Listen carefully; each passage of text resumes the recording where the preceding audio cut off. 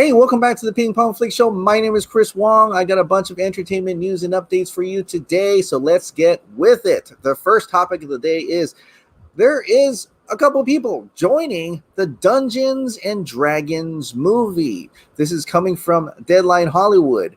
Michelle Rodriguez and Justin Smith joins Chris Pine in Hasbro and Paramount's Dungeons and Dragons movie.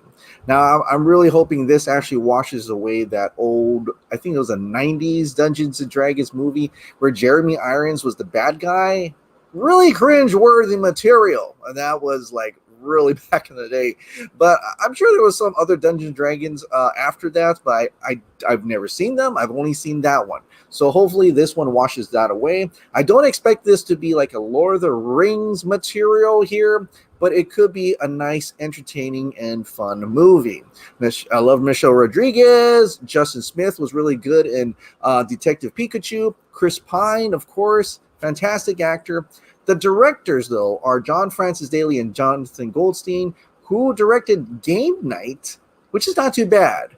Vacation, though, that's not that great. So hopefully they come out with something really good here after exiting the Flash movie and coming over to the Dungeons and Dragons. There's no other story on this at all. There's no synopsis or anything, just the actors that are going to be in this movie. So I'll keep an eye on this and update you further as we get it.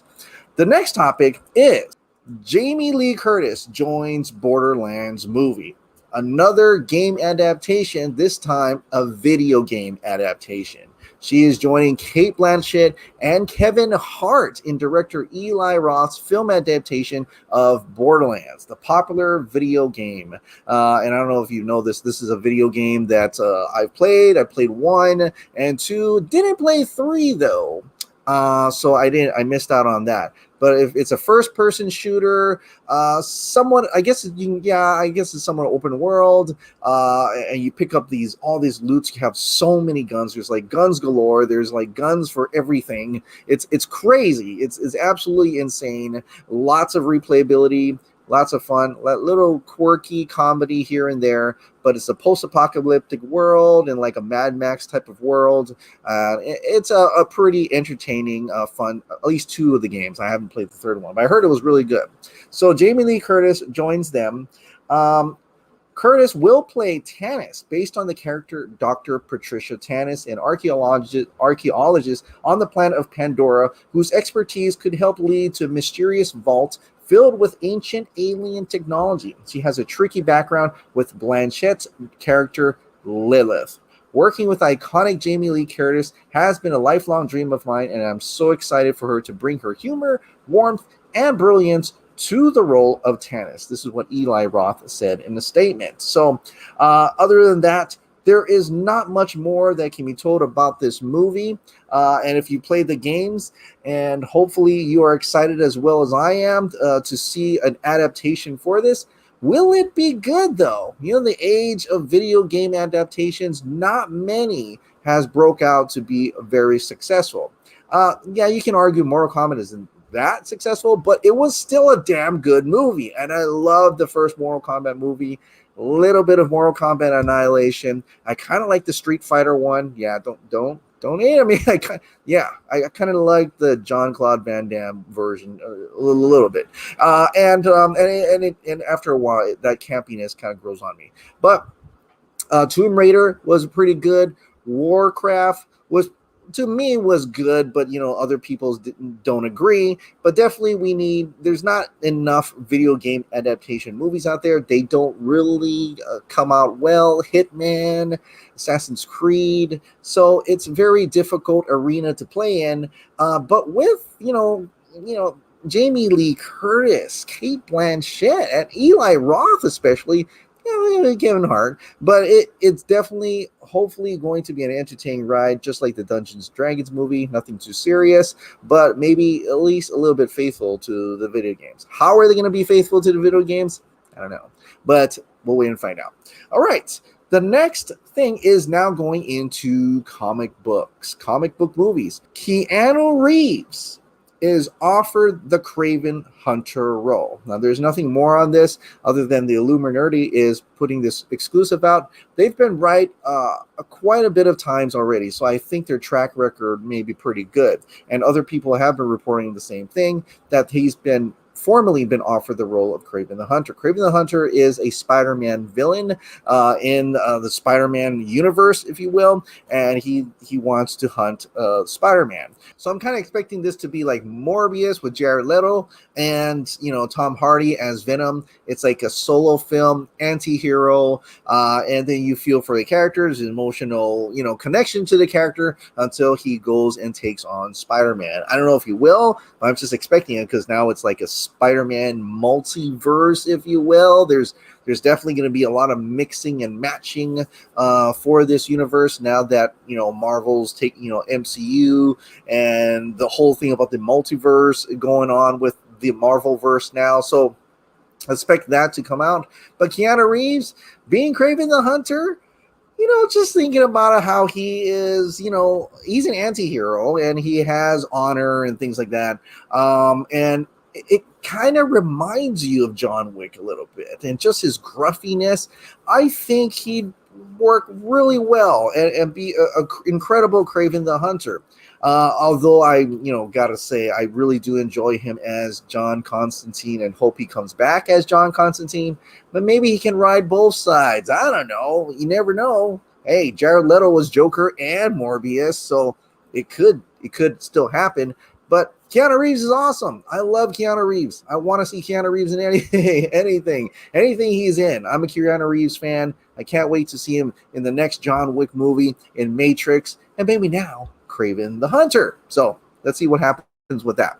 All right. Well, since we're already in the comic book genre, there's a new Darkseid shirt for Zack Snyder's Justice League over at the DC Comics store. This is right there, $25. It's black, any size you want.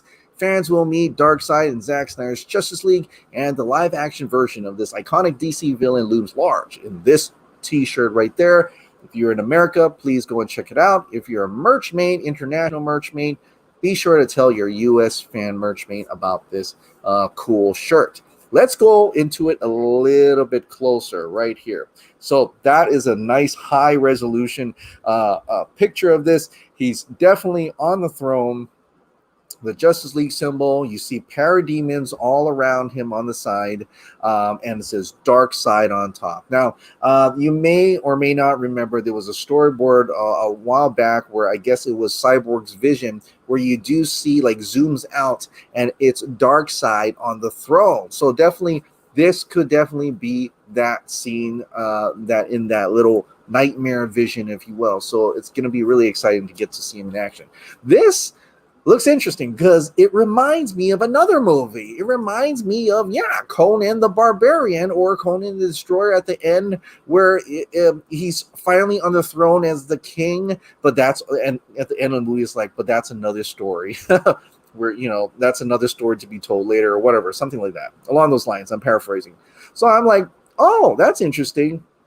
He gets to be on a throne. Now, I hope it's not like Barbarian or Destroyer. Well, we never get to see that story where he actually takes the throne, because that kind of would suck. I would love it to actually get to this point where he is on the throne, where he is taking over Earth and everything, and that would be an amazing thing. Now, why are there so many shirts for what amounts to what we expect to be a cameo? It's like they're really selling this character as almost as if they're trying to say that, yeah, you'll get a tease of him in Zack Snyder's Justice League.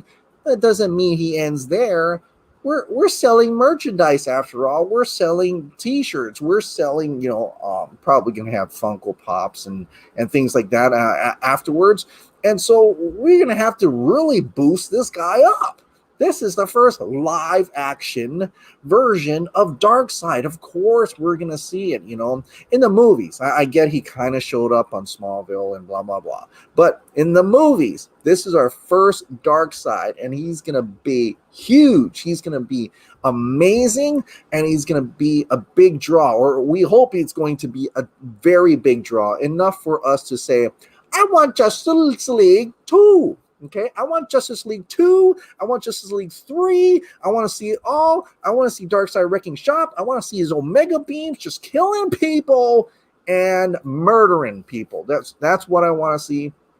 So please, I would definitely love to see this saga continue past the first one, so that these shirts that we bought, this one too, is not just like, oh, that was it. It was like 4 or 5 seconds of this guy, and we really never got to see him. No, we're going to get to see him, and we want to get to see him, and he's much more prevalent, I would assume, in Justice League 2 or 3 or what have not. So definitely them marketing like this in a bigger sense and more shirts of him. I mean, at this point, I was like, we got Darkseid, we got Steppenwolf, we got the Black Suit Superman. We're gonna start getting others. No, they went straight back to Darkseid. They was like, no, we got some more shirts. Don't worry, we got some more merchandise for our big bad Darkseid. And no, this is no cul-de-sac Darkseid. This is a bigger story here. It doesn't end in Zack Snyder's Justice League 1. It'll probably end in Zack Snyder's Justice League 3. So hold on to your butts, because there is going to be Darkseid. And I think this is what part of that marketing is, trying to get you excited because there is more coming down the pipeline.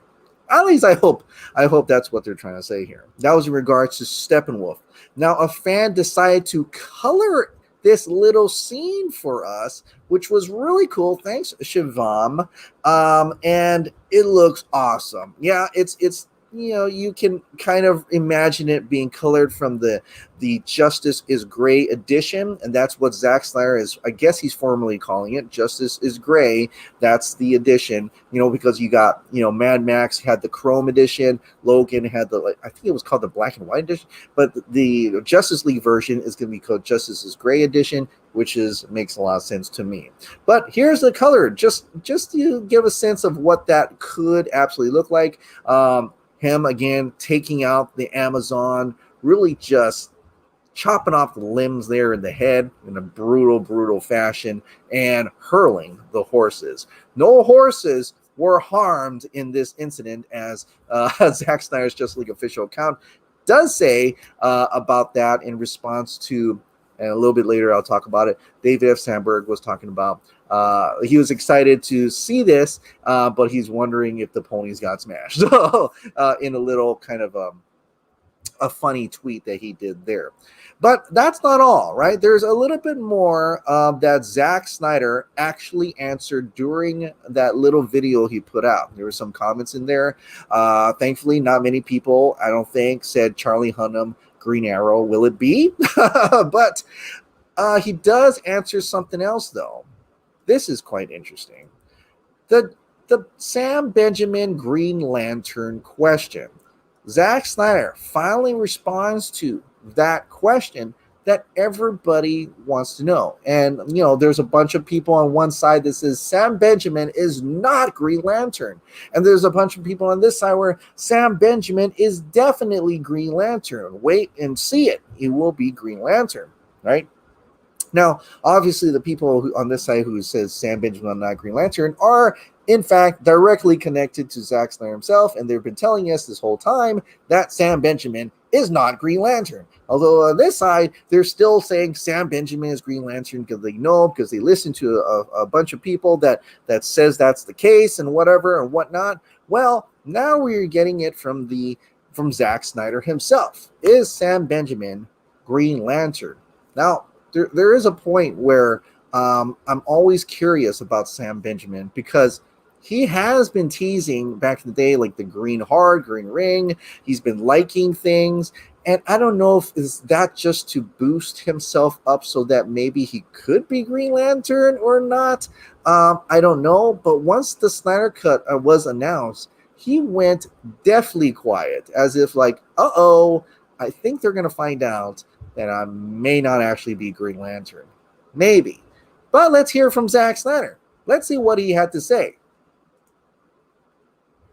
No. No. Sam Benjamin is not Green Lantern. Oh well. moving along. So that was actually a tweet from John Aaron Garza. So he actually pulled that out. So kudos to him.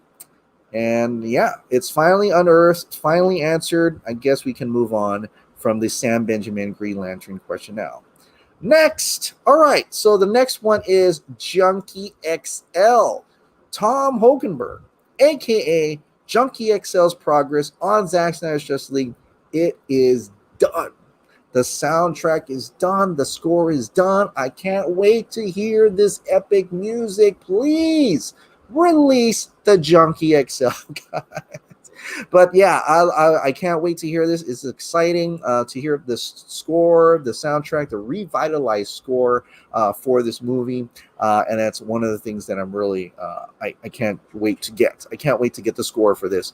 And also, just to let you know, Dave the Film Junkie actually contacted Junkie XL, and Junkie XL is going to be on the Dave the Film Junkie show. So I can't wait to see that. That's awesome. Hopefully it brings some exclusive clips or something so we can hear a little bit of that. But not only that, man, Junkie XL is not only has music for Zack Snyder's Justice League, but he also has music for Godzilla vs. Kong. That's right. He's a composer for Godzilla vs. Kong. And get this, Army of the Dead. And Tom and Jerry, but who cares about that one? Army of the Dead, right? So all these movies that I want to see this year, all composed by Junkie XL. He's getting a lot of work. I'm really great for that. That's really awesome, and he's well deserved. So can't wait to hear all those scores, all the scores that he's going to provide for that. All right, so the next thing is because David F. Sandberg, or that Steppenwolf clip came out, like I said, he was already going to see it, but now there's Steppenwolf smashing ponies. Now, that's funny. That's cool. It's great that he interacted with that a little bit, but someone asked him, I know Snyder wasn't involved with Shazam like he was with Wonder Woman or Aquaman. But were you in contact with him on what he had planned to help line it up with your film? Like how James Wan kept his film connected to Zack Snyder's Justice League and not the theatrical cut of Justice League. And so this is the first time he actually answered something like that, I think, at least in recent memory. I can't remember. But this is what David F. Sandberg had to say. No. I've never met or spoken to him, to Snyder. I don't even know what's happening with the Black Adam, and that's a Shazam character. So I'm not really in the loop on these things. I've just seen Snyder's movies and made Shazam as if those events were real, but also DC toys exist. So when someone else asks, what does as if those events were real, but also DC toys exist mean? Well, in the world of Shazam, the events of Man of Steel and Batman v Superman happened. But we also see that there are toys and merchandise of these characters, and people who are fans, like Freddy, kind of like how in Logan we see that X-Men comic book movies exist, but X-Men are also real at the same time. It's that time of sense. So in a sense, for a lot of people are thinking, oh, he really wanted to put it in the Snyder's world. It's part of the Snyderverse.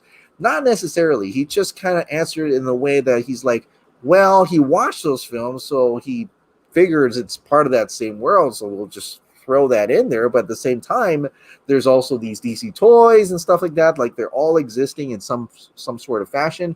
That's what he means by that. So in other words, he's probably trying to say that it's up to you. I mean, if you want to put it together, you can. Just like Zack Snyder, if you want to connect it together, you can. There is no real effort from either directors on trying to put it together, in that sense. They're each making their own movie. They are not conversing with each other on any of those continuities or connections at all. And he's not even connected to the Black Adam. How weird is that? So and that's in the Shazamverse. So they're not even talking to him on how they're going to approach Black Adam. It's this weird, loose connectivity, if you will, but it's letting the directors the freedom to make it their own thing. So that kind of answers a lot of questions I've been seeing about whether or not Sandberg and Snyder kind of had either communicated in some fashion, or why did Sandberg put it in within the Snyder world,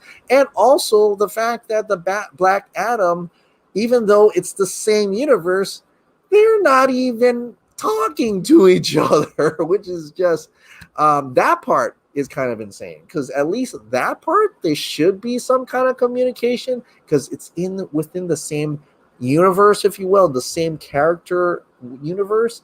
I can understand not being, closely communicating with Snyder, but you gotta talk to Dwayne Johnson. Like, that needs to talk. I think that part, there needs to be some sort of communication on that end. So that part is a little bit disappointing. But then again, at least David Sandberg seems to be happy. He's making his own movie. He does say that he had no real they didn't really make him change anything other than a song that was supposed to be he went with Queen's instead of Elvis. He wanted to utilize an Elvis song, but they made him do Queen song instead, or something like that. So, but we'll find out more. Maybe after Shazam 2, maybe he'll have a little bit more to spill. I don't know if there is. I'm just saying. It seems to be the norm now, with directors not having future projects with DC, if you will. All right. Well, that is it. Thank you so much for watching. Please, if you absolutely love this daily dose of entertainment, news, and content, please click the like button, hit that subscribe button, ring that notification bell, and keep this hot dog light on. I'll see you next time. Bye.